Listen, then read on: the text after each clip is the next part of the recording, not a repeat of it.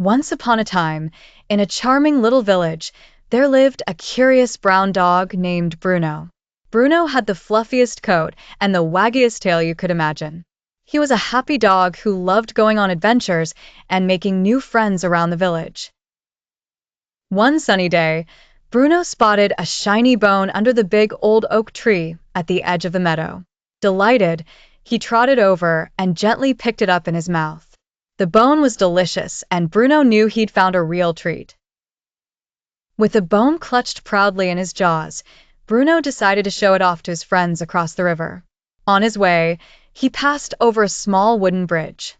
As he looked down into the clear water, Bruno saw something remarkable. In the water, Bruno saw another dog staring back at him, with a bone just as shiny and nice. Bruno thought to himself, "That bone looks even bigger than mine. I must have it." Without a moment's hesitation, Bruno barked at the dog in the water, demanding the bigger bone.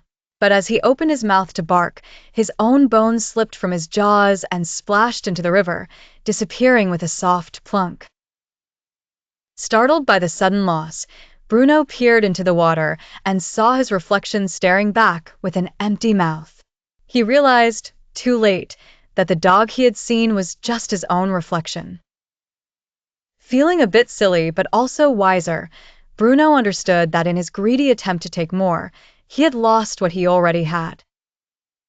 Bruno trotted back across the bridge with a newfound sense of contentment.